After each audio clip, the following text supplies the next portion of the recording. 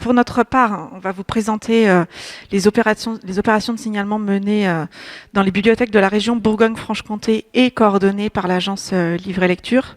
Alors ce ne sera pas un panorama exhaustif parce qu'il y a d'autres bibliothèques de la région qui signalent leur collection patrimoniale, mais pour lesquelles l'agence n'intervient pas directement. C'est le cas des BMC, des bibliothèques municipales classées. Alors je vais laisser une large place aux interventions de Camille et Axel ici à mes côtés parce qu'il me semble intéressant d'avoir leur retour d'expérience sur cette mission un peu particulière. Elles sont intervenues dans plusieurs bibliothèques en qualité de catalogueuses itinérantes et on verra avec elles quelle réalité ça recouvre. Mais en guise d'introduction, je vais revenir sur la manière dont s'est organisé notre plan de signalement. Alors déjà, on a déterminé en concertation avec la DRAC Bourgogne-Franche-Comté des priorités de signalement. Et on a décidé de signaler en premier lieu les fonds de manuscrits et d'archives. Et on a lancé les premières opérations de signalement en 2020 à partir d'un état des lieux qui avait été réalisé l'année précédente auprès d'une trentaine de bibliothèques et qui permettait d'affiner les résultats de l'enquête du service Livre et Lecture de 2017 sur le signalement des fonds patrimoniaux et notamment les questions de volumétrie des fonds et de type de signalement à prévoir. Mais 2020 a été une année particulière, particulière aussi au sein de l'agence puisque les ressources humaines disponibles à ce moment-là ne nous ont pas permis de répondre à l'appel à projet du ministère de la Culture. Pour autant, on a réalisé une première phase adaptée aux contraintes du confinement avec le signalement des fonds de manuscrits de 9 bibliothèques municipales. Vous voyez la liste qui s'affiche à l'écran. Et cette mission a été effectuée intégralement en télétravail par une catalogueuse EAD recrutée par l'agence grâce aux inventaires mis à disposition par le personnel des bibliothèques. Et je précise qu'il s'agissait là de fonds qu'on avait sélectionnés parce qu'ils étaient déjà classés, déjà cotés, donc c'était des fonds entre guillemets faciles à traiter. Et finalement, cette opération de signalement nous a permis de mettre le pied à l'étrier et d'amorcer ce chantier signalement en douceur et aussi de communiquer sur notre volonté de participer au programme national de signalement des collections patrimoniales auprès des bibliothèques de la région. Les 2 années suivantes, 2021 et 2022, on a pu répondre cette fois-ci à l'appel à projet patrimoine écrit du ministère de la Culture et on a obtenu des subventions pour poursuivre l'enrichissement du CGM, du catalogue général des manuscrits, grâce cette fois donc à Camille et Axel, toutes les deux recrutées en novembre 2021 sur des postes donc de catalogueuses itinérantes. Alors au début de leur mission, elles ont toutes les deux bénéficié d'une formation de 2 jours sur le catalogage en EAD, sur le logiciel Tapir, dispensé par Marie-Françoise Roche, que vous avez l'occasion d'entendre ce matin. Et elles ont aussi suivi une formation de 2 jours sur le traitement des fonds d'archives et des manuscrits avant de se jeter dans le grand bain, avec des fonds plus ou moins complexes à traiter, mais elles y reviendront après. Et vous voyez aussi là à l'écran la liste des bibliothèques sélectionnées pour chaque appel à projet. Alors, dans la constitution des dossiers d'appel à projet, on en a déjà parlé, mais il y a une étape importante et qui reste, à mon sens, assez complexe. C'est l'estimation du temps de traitement des collections. Et pourtant, elle est primordiale parce qu'elle conditionne presque toute la suite du projet. Et en fait, cette estimation du temps de traitement, elle est rendue, pareil, Émilie l'a dit, par des unités de comptage très disparates d'une bibliothèque à une autre, puisqu'on a aussi des estimations en nombre de boîtes, de pochettes, de classeurs, en nombre de liasses, en mètres linéaires, etc. Si bien qu'on a essayé de travailler sur une grille de correspondance, une sorte d'outil interne de l'agence qui n'est absolument pas parfait, mais qui a le mérite d'exister, qu'on ajuste au fur et à mesure et qui nous sert de base de travail. Et il y a aussi une notion difficilement mesurable, c'est le temps d'appropriation intellectuelle des fonds, c'est-à-dire la compréhension de la logique et de la structure des fonds. pareil, on verra avec Camille et Axel que ce temps d'appropriation des fonds était plus ou moins long selon les bibliothèques où elles sont intervenues. Alors évidemment, ça dépend de l'état du fonds, du travail qu'il y a effectué dessus. Ça dépend aussi de la présence ou non, on l'a dit aussi, de personnel spécialisé ou dédié à la gestion des fonds patrimoniaux qui ont des informations sur l'antériorité du fonds et qui peuvent accompagner la catalogueuse. On voit bien, quand on a un responsable de fonds anciens dans les bibliothèques où on intervient, ça change un peu la donne, hein, c'est un soutien non négligeable. Et tout ça, c'est ce qui explique en partie la différence du nombre de bibliothèques sélectionnées entre l'appel à projet 2021 et l'appel à projet 2022. Notre dossier pour l'appel à projet 2021 était ambitieux, hein, c'était le premier. Et on s'est rendu compte qu'on avait sous-estimé le temps de travail nécessaire pour à peu près toutes les bibliothèques. Mais bon, ça nous a permis de réajuster les choses pour l'appel à projet 2022, même si voilà, on n'est jamais à l'abri d'une surprise, d'autant que le travail est toujours en cours. Alors, je ne vais pas rentrer, moi, dans le détail du budget consacré à ce projet, mais si vous avez des questions aujourd'hui ou plus tard, je pourrais bien sûr y répondre. Simplement vous dire que pour la tranche 1 du signalement, donc 2021, on a obtenu une subvention du ministère donc pour cette bibliothèque. C'est environ 3 à 4 mois d'intervention pour chaque bibliothèque, hormis pour la bibliothèque de Grès, où on était sur un temps court. Et ça représente 20 mois de travail, donc 10 mois pour Axel et 10 mois pour Camille. Pour la tranche 2, on a eu la subvention du ministère de la Culture et une subvention complémentaire de la BNF. On en a parlé aussi dans le cadre de notre convention de pôle associé régional. Et là, on est sur 3 bibliothèques pour 14 mois de travail. Et pour les bibliothèques de Nevers et Salins-les-Bains, c'est tout simplement la poursuite du travail entamé en 2021. Voilà, je m'arrête là pour l'instant et je vais laisser la parole à Camille dans un premier temps. Moi, ça marche ou pas? Oui. Donc j'ai travaillé dans 4 bibliothèques différentes, Salins-les-Bains, Mâcon, Montbéliard et Grès. Et donc au début, quand on arrive, on n'a pas forcément énormément d'expérience. Moi, j'avais simplement des notions en EAD et un peu en histoire du livre. Mais comme tu l'as dit, avec les formations TAPIR et formations traitement archives, on arrive quand même sur le terrain avec un bagage à peu près correct pour se débrouiller, même si l'expérience s'acquiert petit à petit en se faisant la main sur les différents fonds.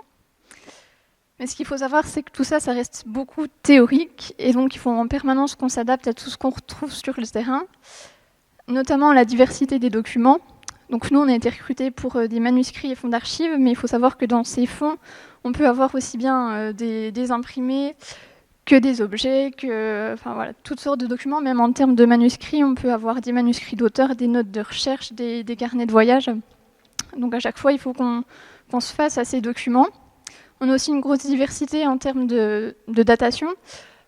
On peut avoir des manuscrits médiévaux, comme moi j'ai pu avoir des échanges de mails. Donc dans ces cas-là, il y a plein de questions qui se posent du point de vue du droit à la communication, bien se renseigner si on a le droit ou pas que le public ait accès à ces documents, sachant qu'il faut en permanence pouvoir protéger les données personnelles quand on a des adresses mail ou des choses en rapport avec un état de santé. Voilà, il y a plein de questions qui se posent à ce moment-là. On a aussi une grosse diversité au niveau de la situation des documents. Certains sont inventoriés, alors que d'autres, on ne sait pas ce qui se trouve à l'intérieur. Certains sont classés, d'autres pas du tout. D'autres, ils sont arrivés à la bibliothèque et ils n'ont pas bougé depuis. Et puis, il y a des fois, on n'a pas d'informations sur l'origine des documents, et c'est les cas les plus problématiques, puisque, comme on l'a rappelé ce matin, on est censé pouvoir établir la propriété des documents. Donc quand on ne la connaît pas, il y a tout un travail de recherche à faire au sein de la bibliothèque, dans les archives. Quand il n'y en a pas aux archives municipales, et il y a même des cas où je suis allée aux archives départementales pour essayer de tracer toute l'histoire de la propriété des documents. Et donc ce qui fait qu'au final, même si on nous appelle des catalogueuses, on ne fait pas que du catalogage. On va devoir dépouiller, trier, classer et cataloguer. Donc vraiment, comme tu disais Marie-Françoise, la dernière étape au bout du chemin. Pour après, signaler correctement les documents. Et donc, ce qui fait que parfois, on a de gros écarts en ce que tu as estimé au moment des appels à projets et ce qui se passe sur le terrain. Et pour l'illustrer, j'avais choisi le cas de la bibliothèque de Salins-les-Bains, et plus particulièrement du fonds Charles Magnin. Donc Charles Magnin qui était conservateur à la BNF dans la première moitié du 19e siècle, qui a beaucoup écrit pour différents journaux, et qui a choisi à sa mort de léguer toute sa bibliothèque et ses papiers à la ville de Salins, puisque son père était originaire de là-bas et qu'il y passait régulièrement ses vacances. Il avait des propriétés autour de la ville. Et donc aujourd'hui, la bibliothèque conserve tout ce qui va être écrit, travaux de recherche, ses papiers professionnels aussi en tant que bibliothécaire et en tant que professeur, des papiers personnels, beaucoup de papiers de famille aussi qui remontent pour les plus anciens au XVe siècle. Et puis une grosse collection d'autographes, plus de 3000, qui a la particularité en fait d'associer des documents qu'il a lui-même collectés avec sa correspondance. Donc ça représente à peu près 12 mètres linéaires, vu que c'est pas totalement reconditionné, voilà, c'est une estimation. Et au départ, l'agence avait pensé que le traitement prendrait 3 mois, sauf qu'au final on est sur 9 mois et certainement un tout petit peu plus. Et en fait, tout ça s'explique par différentes difficultés qui se sont présentées au fur et à mesure. Donc d'abord, quand je suis arrivée, j'avais en théorie la chance d'avoir un inventaire papier. Sauf qu'en fait, en le regardant plus près, je me suis aperçue qu'il manquait des liasses par rapport à ce qui était annoncé sur l'inventaire. Donc il y a eu toute une phase où il a fallu rechercher ces boîtes. Voilà. Certaines, j'ai pu les retrouver, d'autres pas. Et en plus, au cours de ces recherches, je me suis aperçue que, en fait, dans la bibliothèque, il y avait d'autres documents qui appartenaient au fonds Magnin, mais qui s'étaient séparés à un moment donné du fonds, donc que j'ai réintégré. Donc voilà, ça fait des documents supplémentaires et du temps de perdu aussi à ne pas cataloguer. Ensuite, l'inventaire, il avait le mérite d'exister, mais il était très très peu détaillé. On avait souvent simplement la mention de la boîte avec un titre, mais absolument pas ce qui se trouvait à l'intérieur. Et des fois, le titre ne correspondait pas du tout à ce qu'on pouvait y trouver. Donc voilà, il faut d'abord tout dépouiller. Pour les travaux, essayer de les identifier, de rattacher à des publications ou pas, quand on ne peut pas, vu que c'est des inédits. Donc il y a aussi cette phase-là, essayer de distinguer ce qui a été publié et d'autres choses qui sont inédites et donc qui peuvent avoir des droits d'auteur dessus. Ensuite, même si ça prend pas spécialement beaucoup de temps, il y a toute une étape où il faut, comme tu as dit, qu'on se familiarise avec le fond, et notamment avec l'écriture du producteur. Donc en général, ça va assez vite, quand elle est, voilà, on a de la chance ou pas, enfin voilà, si elle est lisible, ça se passe plutôt bien. Et après, on a tous les documents spécifiques, notamment documents d'Ancien Régime, tout ce qui va être acte de procès, acte de vente, qui sont vraiment l'écriture spécifique d'Ancien Régime, surtout écriture 17e, qui est très très sympathique à lire. Et donc quand on n'a pas l'habitude, quand on n'a pas fait ou peu fait de paléographie, ça peut prendre un certain temps à s'accoutumer à ces documents, à l'écriture et aussi à leur structure, savoir où chercher l'information pour gagner du temps au bout d'un moment. Mais ça va surtout être la collection d'autographes qui a posé problème. Déjà, elle est assez conséquente, plus de 3000 auteurs. Donc il faut le temps d'identifier tous les auteurs. Parfois, on va avoir le nom complet inscrit sur la pochette d'origine, donc ça se passe bien.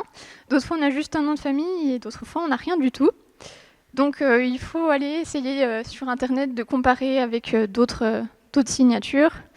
Des fois, on y arrive, des fois pas. Donc tout ça prend du temps. Et une fois qu'on a identifié tout le monde, il faut cataloguer et indexer. Et je pense que tu seras d'accord avec moi, Axel, l'indexation, ça prend du temps. J'ai calculé qu'en moyenne, sur une heure, j'arrivais à reprendre entre 60 et 70 notices. Donc quand on en a plus de 3000, voilà, tout de suite, ça facture beaucoup au niveau des heures. Et puis, en plus, comme je l'ai signalé tout à l'heure, la collection avait la particularité d'associer des autographes collectés à la correspondance. Et donc, on s'est longtemps posé la question du classement. Est-ce qu'il fallait tout laisser ensemble ou est-ce qu'il fallait distinguer les deux en mettant d'un côté les autographes et de l'autre la correspondance, parce que c'était beaucoup plus lisible, en tout cas au premier abord, ça paraissait logique pour le public de séparer les deux, vraiment, voilà, qu'on ait d'un côté autographe et de l'autre correspondance. Et puis au final, on s'est dit qu'il valait mieux respecter le choix du producteur pour pas se faire taper sur les doigts si des fois, voilà, on supprimait une information quelconque à un moment donné. Et on a simplement choisi d'insérer des notices fantômes dans une sous-partie correspondance pour mettre en valeur tous les dossiers qui vont être les plus importants. Charles Magnin a notamment eu la correspondance avec Victor Hugo, avec Chateaubriand. Donc voilà, tous ces dossiers qu'on pourrait qualifier d'intéressants, on va les mettre en valeur en faisant des notices sans détailler enfin voilà, on va détailler dans la collection d'autographes, mais pas dans la correspondance. J'ai eu aussi un problème de classement à Montbéliard. Cette fois-ci, c'était pour le fonds Bouthenot. Les Bouthenot qui étaient une famille locale qui a joué des rôles importants pendant plusieurs siècles. Sauf qu'en fait, en réalité, quand je suis arrivée, il n'y avait pas de fonds Bouthenot. C'est en dépouillant des liasses de papier en vrac que je me suis aperçue qu'il y avait des documents avec la mention papier Bouthenot versés à la bibliothèque et d'autres documents qui concernaient clairement cette famille-là. Et en faisant des recherches, il s'est avéré qu'aux archives municipales, il y avait un fonds Bouthenot qui était classé, inventorié. Et en plus, qu'à l'intérieur de ce fonds Bouthenot aux archives municipales, il y avait des documents qui ont appartenu un temps à la médiathèque et que la médiathèque a versé aux archives municipales.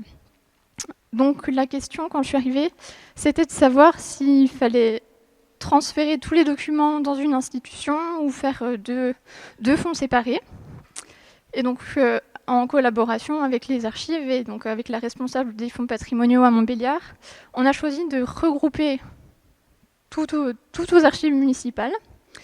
Déjà parce qu'on a trouvé une lettre d'une descendante de la famille qui expliquait qu'elle avait versé des documents aux archives et à la médiathèque, mais qu'elle souhaitait que tout soit réuni au même endroit.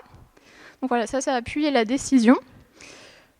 Sauf qu'en fait, ça pose beaucoup de problèmes d'un point de vue législatif, parce que je ne sais plus qui l'a rappelé plus tôt ce matin, aux archives, la question de la provenance est plus importante. C'est régulé par le Code du patrimoine. Et là, on avait certains documents en fait, dont on n'était pas sûr de la provenance, on ne savait pas s'il s'agissait de dons, de dépôts, ou si ça avait intégré par un biais un peu vicieux la bibliothèque. Et donc transférer tout ça aux archives, ça a impliqué de retracer toute la descendance de cette famille pour s'assurer que ça posait aucun souci aux descendants de tout réunir aux archives. Donc pour l'instant, c'est en cours. Si je ne me trompe pas, ça se fait petit à petit. Et ce qui serait important de faire aussi, c'est établir une table de correspondance pour les cotes, puisque certains documents de la médiathèque étaient cotés. Et donc pour assurer la continuité, si des fois certains documents avaient pu être cités dans des travaux, il est important de savoir quelle cote avait tel document à un moment donné, quelle est leur cote à présent. Donc malgré tout, à Montbéliard, ça s'est bien passé. Il n'y a pas eu de soucis au niveau des estimations qui ont été faites. C'est ce qui s'est passé en réalité, rien à voir avec Salins. Donc là, c'était vraiment les deux cas les plus complexes auxquels j'ai pu faire face pendant mon parcours de catalogueuse. Et on a d'autres fonds où là, ça se passe bien, vraiment, il n'y a aucun souci particulier. Donc là, j'ai pris l'exemple de Mâcon, du fonds René-Louis Doyon, qu'on a déjà aperçu ce matin. Donc René-Louis Doyon, qui était auteur, éditeur, et la médiathèque va posséder des manuscrits de lui-même, d'autres auteurs qu'il a pu publier, beaucoup de documentation aussi qui est liée à sa maison d'édition La Connaissance et de la correspondance. Donc ça représentait 2,2 mètres linéaires qui n'étaient pas inventoriés, qui étaient partiellement classés. Et donc simplement, on a restructuré, donc avec l'aide de Marie-Françoise notamment, qui m'a donné son avis sur la question, l'ensemble des documents pour que ce soit le plus lisible possible pour ceux qui voudront le consulter. Et voilà, donc on a insisté surtout sur ces manuscrits à lui, alors que dans d'autres ensembles, on a passé un peu, laissé les documents tels quels, juste pour mettre en valeur ce qui nous paraissait le plus important. Même chose à la bibliothèque de Grès, là on était sur un fond de plaques de verre, le fond Eugène Noir, qui a pris des photos à la fin du 19e, au début du 20e. Beaucoup de photos de famille, des photos aussi de paysages, des photos de la région. et des photos de quelques événements intéressants, notamment l'exposition universelle de 1900, l'inauguration de la statue Pasteur à Arbois et aussi le centenaire de la naissance de Victor Hugo. Et donc là, pour le coup, on avait un inventaire déjà rédigé, un inventaire papier, donc il n'y avait plus qu'à faire un catalogage bête et méchant. Bon, sauf qu'il y a eu quand même quelques petites embûches à certains moments, notamment quand on s'aperçoit qu'en fait, à la place de cataloguer 1600 plaques, on se retrouve avec 1600 plaques. Voilà, donc il faut le temps de repointer tout ça. Mais globalement, on avait 2 semaines de prévu, il me semble, et tout ça s'est fait en 2 semaines et demie, donc voilà, c'est quand même plus de 1000 notices en 2 semaines, donc on voit qu'on peut être assez efficace. Et puis surtout, après, ça peut déboucher sur de la valorisation. Donc là, si je ne me trompe pas, le fonds Eugène Noir va faire l'objet d'un petit topo dans la prochaine lettre du CCFR. Donc voilà, pour revenir sur ce qui a déjà été dit, tout notre travail en fait va servir à ça, à susciter et tourner vers le public pour leur montrer tout ce qu'il y a d'intéressant, et qu'après, ce soit les chercheurs qui viennent dans le détail chercher les petites pépites qu'on peut trouver à l'intérieur. Alors, pour ma part, je vais revenir un peu sur ma formation, parce que contrairement à Camille, j'ai eu une formation en livres anciens, notamment en paléographie et en EAD lors de mes études, ce qui m'a bien aidé lors de la formation donnée par Marie-Françoise Roche pour Tapir. Pour ma première mission en tant que catalogueuse itinérante, je suis allée à Clamecy. Donc c'est une petite bibliothèque où, comme ça a été évoqué tout à l'heure, il n'y a pas de personne en fait vraiment dédiée au fonds ancien. C'est le directeur qui s'en occupe. Et le fonds sur lequel moi je suis intervenue, c'est le fonds d'archives du flottage. Donc c'est un fonds d'archives en fait du bois flotté qui découlait sur le fleuve jusqu'à Paris. Donc c'est un fonds assez important en quantité, mais qui a été aisé à traiter. Contrairement à Camille, moi je suis tombée en premier sur le fonds le plus facile. Donc c'était un fonds important, comme dit en quantité, il y avait beaucoup de boîtes, mais les documents étaient assez similaires. C'était toujours soit des documents, comme vous avez à droite pour vous, qui sont des carnets de recettes, soit certaines lettres patentes, par exemple, des actes notariales, mais vraiment des documents qui reprenaient à chaque fois les mêmes données et donc qui étaient assez aisés à cataloguer sur Tapir en faisant des notices assez similaires. Sachant que, bien sûr, je ne suis pas descendue à la page pour ces documents, étant donné qu'ils contenaient les mêmes informations à chaque fois, qui considéraient le nombre de bois qui était passé au flottage à Clamecy. Il y avait quelques documents un peu plus intéressants, qui étaient principalement soit des affiches, donc pareil, des affiches pour le flottage du bois, soit des plans qui montrait du coup comment étaient conçues les écluses et les trajets du fleuve à cette époque-là. Tu peux zoomer, je crois. Pas de souci. Voilà. Et sinon, un petit document qui était vraiment atypique et qui, en fait, je m'en rends compte, était apparemment typique de la Révolution. C'est celui-ci. Et donc, ils ont utilisé une carte à jouer pour noter le nombre de bois qui passaient. Donc, j'aurais appris quelque chose ce matin. Du coup, à Clamecy, c'est allé très très vite. J'ai réussi à rentrer dans les temps qu'on m'avait donnés, donc ça a été fait en, je crois, 3 mois. C'était rapide, il y a eu pas mal de notices entrées, une bonne, je crois 1000 et quelques. Je n'ai plus les chiffres en tête pour ce fonds-là, mais c'était 1008. Voilà, tu sais mieux que moi. Et donc, Clamecy n'a pas posé de problème. Ça allait très vite, il n'y a pas eu de souci. On va passer du coup à ma deuxième mission qui était au CERF, où là, j'ai eu à traiter plusieurs fonds. Le premier fonds que je vais vous montrer, qui n'est pas celui-là, c'est celui-ci. En fait, c'est le fonds du Trésor de la cathédrale, qui est un fonds précieux, qui a une histoire assez particulière, parce qu'en fait, il était exposé à la cathédrale d'Auxerre, il a été volé à un moment. Par miracle, ils ont réussi à le retrouver dans le cimetière. Et rien n'était endommagé ni rien, donc ça a été mis à la BNF, puis qu'ils l'ont rendu à la bibliothèque. Mais ce qui est intéressant pour nous dans ce fonds, c'est qu'en fait, il avait déjà fait l'objet d'un catalogage précédemment en EAD, pour être versé, pas que je dise de bêtises, il a été versé en fait sur le site de les bibliothèques virtuelles des manuscrits médiévaux. Merci. Et en fait, c'était très intéressant parce que du coup, je n'avais pas besoin de reprendre au pièce à pièce le catalogage. J'ai uniquement repris donc la petite, je me permets. Donc ça, c'est le fond qui est dans le coffre-fort de la médiathèque d'Auxerre, puisqu'ils ont un coffre-fort. Et donc là, vous avez la notice en EAD. Et donc, j'ai eu juste à reprendre ceci et à modifier, après les bons conseils de Marie-Françoise Roche, à modifier l'EAD directement. Le seul problème que ça pourrait causer, en fait, dans ce genre de cas, si vous vous retrouvez à devoir modifier des notices en EAD qui ont déjà été faites, c'est que ça ne se fait pas sur tapis. Donc, il faut comprendre un tant soit peu l'EAD et maîtriser à peu près le langage. Sinon, il faut se référer à Marie-Françoise Roche qui viendra vous aider. Et voilà, donc ça a été assez rapide à faire, outre les temps d'attente de réponse, de retrouver le fichier original et voilà.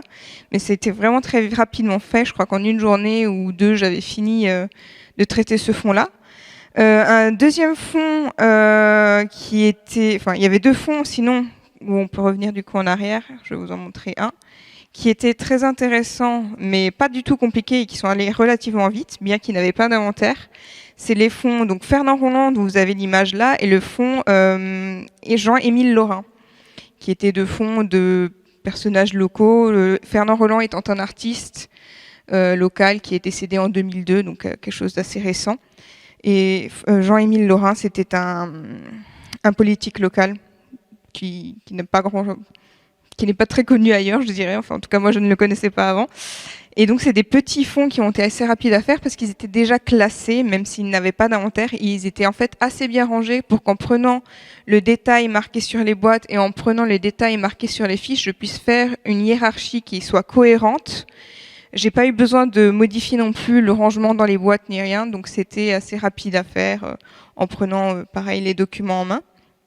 Le fond sur lequel je vais m'attarder un peu plus, c'est le fonds Émile et Jeanne Amé, qui a fait l'objet d'un inventaire, mais en fait, ce fonds avait pour particularité d'être divisé en deux lieux. Donc, une partie que vous voyez à votre droite, qui est le fond au début de mon travail. La suite, c'est après mon travail, parce qu'en fait, la deuxième partie était à l'endroit où vous voyez le fond de la cathédrale, c'est-à-dire dans le coffre-fort. Et malheureusement, à la fin de mon séjour, on n'arrivait plus à ouvrir la porte. Je n'ai donc pas pu reprendre la photo. Donc voilà.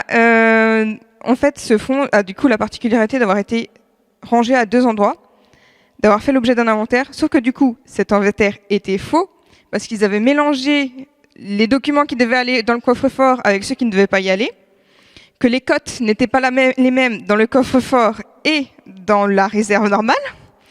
Donc le temps de comprendre en fait quel document était quoi dans mon inventaire, ça m'a pris un peu de temps.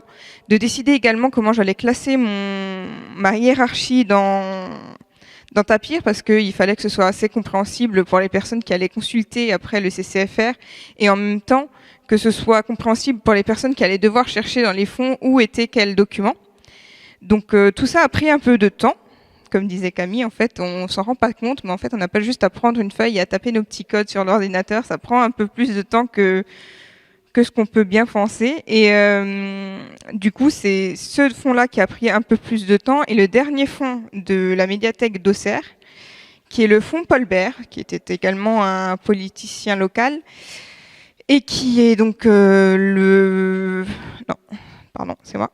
Donc, qui est en fait le fonds que vous voyez au-dessus, et qui était donc des cartons, qui n'étaient pas classés, qui contenaient beaucoup de correspondances. Et donc, comme vous a dit précédemment Camille, les problèmes avec la correspondance, c'est que quand on n'a pas d'inventaire, il faut prendre feuille à feuille, relever les signatures, espérer trouver quelque chose, soit dans les bases de données de la BNF, dans IDRF, ou bien, malheur à nous, sur Google, pour essayer d'identifier cette personne. Et quand elle n'est pas identifiée, personnellement, ce que je faisais, c'est que si j'arrivais à lire quand même un nom, je le notais. Sinon, je laissais dans un petit dossier l'auteur inconnu. Et donc tout ça a pris beaucoup plus de temps, ce qui a fait qu'en fait, à la fin de mon travail à Auxerre, il restait, d'après mon estimation personnelle, encore 6 mois de travail sur le fond uniquement Paul Bert. sachant qu'il y avait déjà 4 mois de travail à Auxerre. Donc ça relève à un fonds qui était des fonds qui étaient estimés à 4 mois, à 10 mois au total. Pour vous montrer un peu l'amplitude qu'il peut y avoir entre l'estimation qui a été faite au départ et malheureusement le temps que ça peut prendre, parce que malheureusement, ce fonds n'étant ni classé ni inventorié, ça prend énormément de temps à être traité. Donc ça, c'était mon travail à Auxerre. Ensuite, pour ma dernière mission, qui a duré 2 fois 4 mois, c'était à la médiathèque de Nevers. Pour cette médiathèque, j'ai traité plusieurs fonds différents. Je vais vous en parler que de 2, parce que ce sont les 2 plus gros et les plus intéressants, on va dire. J'ai donc traité le fonds nivernais. Donc vous avez un petit exemple juste à côté. C'est donc un fonds local qui est très divers parce qu'il comporte des documents d'à peu près toutes les périodes. Il date à peu près de, je vais pas dire de bêtises, mais je crois que c'est des années 1700 jusqu'à au moins, là j'ai rentré des documents dedans il n'y a pas longtemps qui datent de 2022. Voilà. Et donc c'est un fonds qui est encore ouvert, qui est amené à être toujours fourni. Et donc ce fonds est également très intéressant parce qu'il contient 600 cotes, dont 226 inventoriées de façon précise et traitées. Il y a également les autres cotes qui sont inventoriées, mais pour l'instant, je n'en ai fait que 226. Donc tout cela m'ayant pris pas mal de temps, étant donné la quantité de documents qu'il y avait à traiter et la diversité en fait de documents.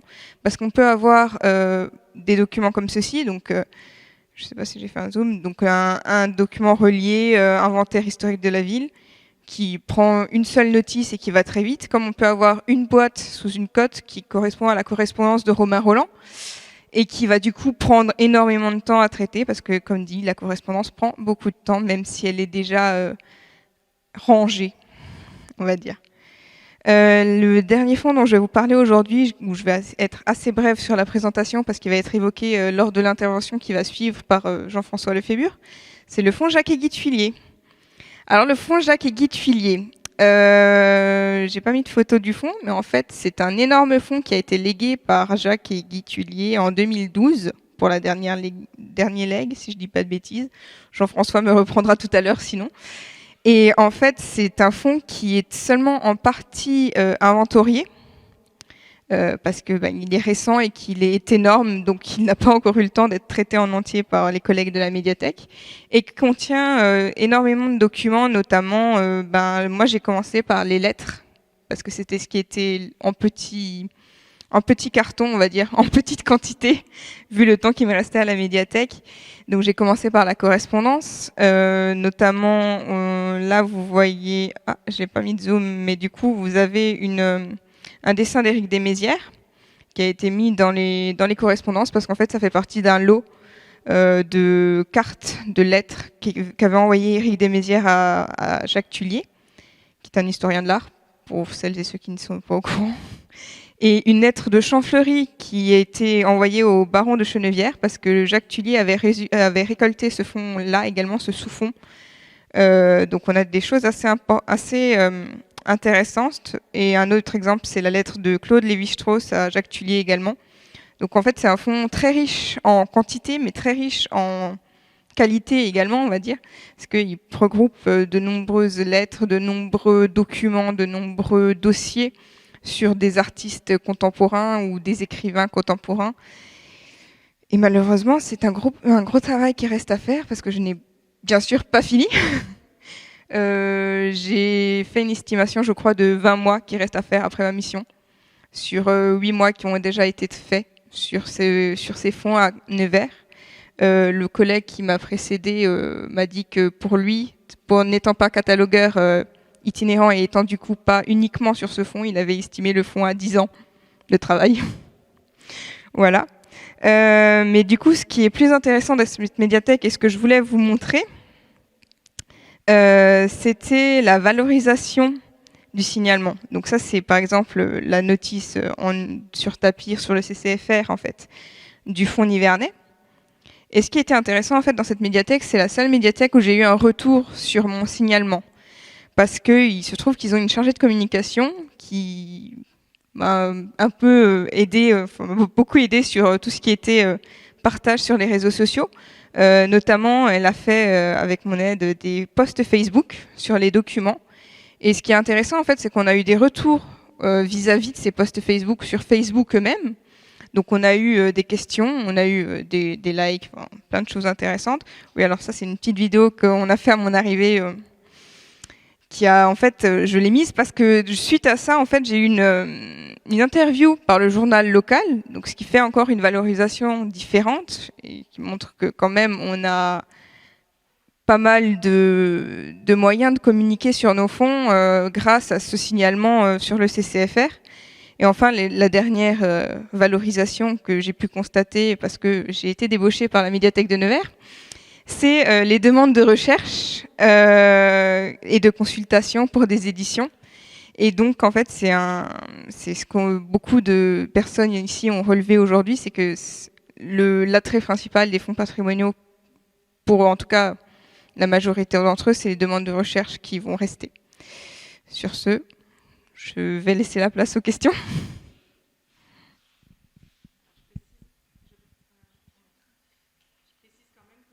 Et 4 mois de travail, 2 fois 4 mois de travail qu'Axel a mené à Nevers, voilà, je m'étais pas trompée à ce point-là, c'est-à-dire que les 10 ans,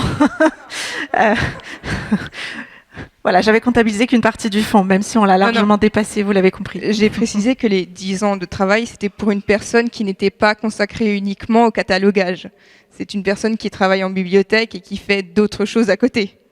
C'est pas en tant que catalogueur itinérant, non, au total, j'avais estimé plutôt une bonne vingtaine de mois quand même, parce que en fait, le fonds n'étant pas inventorié en totalité, c'est ça qui demande beaucoup de temps de traitement. C'est pour ça, non, les 10 ans, c'était vraiment le bibliothécaire lambda. Non, je voulais rassurer l'auditoire. Je voulais juste ajouter 2 points, je ne sais pas si on a le temps, je n'ai aucune idée de l'heure, c'est bon. Et juste vous dire que parallèlement au travail que Camille et Axel ont effectué dans les bibliothèques, on a organisé des ateliers Tapir, donc en partenariat avec les équipes du CCFR, pour les bibliothèques concernées par les opérations de signalement en cours ou à venir. Et l'idée, c'est que les bibliothécaires formés puissent prendre le relais des catalogueuses et poursuivre le signalement de leur collection.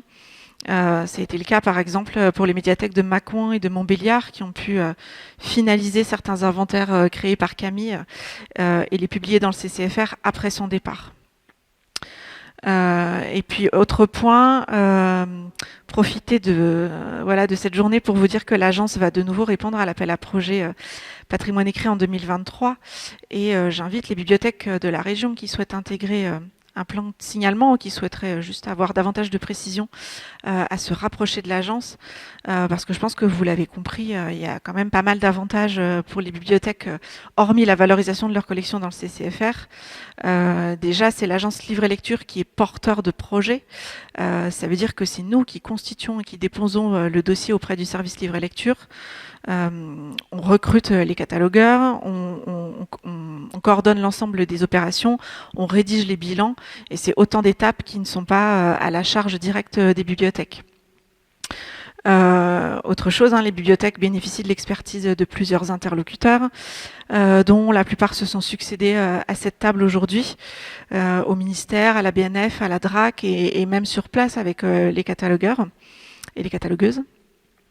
Et puis l'intérêt, il est financier, bien sûr, on l'a vu ce matin, et à plusieurs reprises, avec cette subvention à hauteur de 80% du coût des opérations. Et avant de terminer, je voulais aussi profiter de l'occasion qui m'était donnée pour remercier Axel et Camille qui, vous l'avez vu, ont fait un travail énorme sans jamais se départir de leur bonne humeur et de leur enthousiasme. Et voilà, elles vont toutes les deux travailler pour d'autres bibliothèques, d'autres missions. Et donc je leur souhaite une bonne continuation et j'étais très heureuse d'avoir travaillé avec elles pendant 1 an et demi, presque, un peu moins. Voilà, et je termine là-dessus et nous sommes à votre disposition pour répondre à vos questions si vous en avez.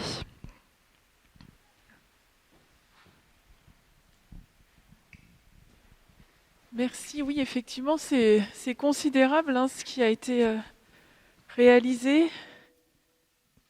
question par là. Oui, j'avais plusieurs questions, plusieurs remarques. Là, c'est bon?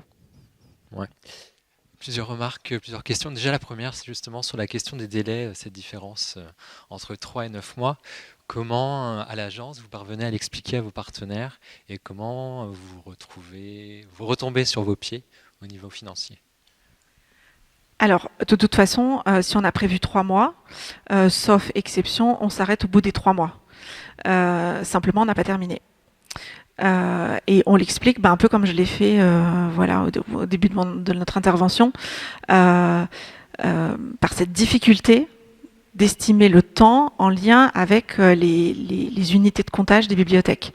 Et c'est là aussi la limite de notre travail en tant que chargé de mission dans les agences, c'est qu'on ne peut pas se rendre sur place dans les bibliothèques, ouvrir les boîtes, finalement faire ce qu'ont fait les catalogueuses en début de mission. Très concrètement, en termes de temps, c'est impossible. Et puis, en 2021, voilà, elles ont surtout évoqué les bibliothèques dans lesquelles elles sont intervenues en 2021. C'était notre premier appel à projet. Et c'est vrai qu'on s'est rendu compte très vite voilà, qu'on avait été très, très ambitieux, ce que je disais tout à l'heure. Et ce que, en tout cas, nous, à l'agence, on n'avait pas mesuré et qu'on a compris au fur et à mesure, c'était ce temps d'appropriation intellectuelle des fonds, dont je parlais tout à l'heure, et qui a pris énormément de temps parce que Camille et Axel ont dû parfois ouvrir toutes les boîtes voilà, pour avoir une vue d'ensemble, tout trier, faire des recherches. Voilà. Je pense que là où on peut s'améliorer, c'est au moment où on prépare l'appel à projet. Mais c'est difficile, je ne sais pas si on peut y arriver. Au moment où on a des échanges avec les bibliothèques qui souhaitent participer au plan, essayer de travailler plus concrètement, essayer de travailler au plus près, mais c'est compliqué parce qu'on n'a pas toujours des personnes référentes voilà, pour le patrimoine écrit, et souvent on a des personnes très volontaires, mais qui ont, comme je ne sais plus, Émilie l'a dit, plusieurs casquettes, voilà, ils ont plusieurs missions, plusieurs choses à faire, beaucoup de services publics, et elles n'ont pas beaucoup de temps à consacrer à ça. En tout cas, ce qui est sûr, c'est que voilà, sauf pour une exception, si on a prévu 3 mois, on s'arrête au bout des 3 mois. Et c'est pour ça que sur l'appel à projet 2022, il y a moins de bibliothèques et puis on retrouve voilà, Nevers et Salins pour poursuivre ce qu'on avait commencé. Et dans le plan régional, vous n'intégrez pas les imprimés pour le moment? Alors pour l'instant, on n'est encore que sur les fonds de manuscrits et d'archives. Je suis très très en retard pour l'appel à projet 2023 et je ne sais pas s'il y aura des imprimés. Mais voilà, on va arriver quand même... voilà, on aimerait quand même continuer d'avancer sur les fonds d'archives et les manuscrits. Et puis, c'était notre priorité. Puis on verra pour les imprimer après. Merci. Et j'avais aussi une question pour les catalogueuses. Déjà, vous remercie en fait pour votre intervention, parce que c'est assez rare d'entendre le témoignage des catalogueurs. Et bon, là, vous nous avez présenté la partie assez chouette du métier, mais en filigrane, moi, ce qu'on voit en filigrane derrière tout ça, c'est quand même votre quotidien qui n'est pas toujours facile, parce que vous êtes amené à beaucoup vous déplacer, vous êtes amené à devoir vous intégrer à des équipes qui ne comprennent pas forcément toujours ce que vous faites. Vous devez être des couteaux suisses. Alors il y a beaucoup de collègues qui voudraient avoir des catalogueurs spécialistes sur les fonds, sauf qu'on ne peut pas être spécialisé sur tout. Donc vous êtes des vrais couteaux suisses, quoi. Et ça, c'est important de le souligner. Et j'avais une question. C'était sur oui, le fonds Charles à Sarlin-les-Bains. Du coup, là, le choix, donc, il était dissocié en deux, si j'ai bien compris, et le choix a été fait de le centraliser aux AM, c'est ça? Ça, c'était le fonds Boutno. Oui, du coup, les personnes concernées sont juste devant vous. Oui, donc c'est le choix qu'on a fait, je ne sais pas où c'est que ça en est maintenant, mais voilà, c'est ce qui nous paraissait le plus logique, étant donné qu'aux archives municipales, il y avait déjà un fonds classé, inventorié, que, entre guillemets, il y avait juste à réintégrer cela, à les rajouter en plus. Et ça paraissait plus cohérent pour le chercheur qui, à place de se déplacer dans 2 institutions, va pouvoir aller dans une unique institution et rechercher du coup... d'un seul coup, sur une seule base de données, les informations. Et puis, il y avait cette lettre qui justifiait aussi la volonté des descendants que tout soit réuni. Parce que je voulais compléter, en fait, parce que moi, quand j'étais catalogueur à Narbonne, je suis tombé un peu sur le même cas, en fait. Je devais cataloguer un fonds Paul Albarella, qui était à la bibliothèque, de l'Agglo. Et il y avait une partie du fonds qui était restée cette fois-ci aux archives municipales. Et la question s'était posée, est-ce qu'on réintègre tout ensemble? Au final, on a fait au plus simple. J'ai catalogué, signalé ce qu'il y avait à la bibliothèque et j'ai catalogué ce qu'il y avait aux archives, sans tout déplacer. Et on a juste fait des liens dans l'instrument de recherche sur Tapir et on s'est arrêté là. Mais voilà, je vois que ça dépend aussi des dispositions testamentaires, en fait. Alors, je me permets juste d'intervenir parce qu'on a eu à peu près le cas similaire à Clamcy. On s'est rendu compte que le musée avait une boîte et quelques affiches en fait de documents qui concernaient le fond du flottage. Sauf que le musée a décidé qu'il ne souhaitait pas reverser cette boîte à la bibliothèque. Donc en fait, ça dépend des instances en présence, ça dépend de beaucoup de choses et c'est vraiment au cas par cas, je pense, ce genre de situation qu'il faut traiter. Tout à fait d'accord. Et donc merci pour votre intervention.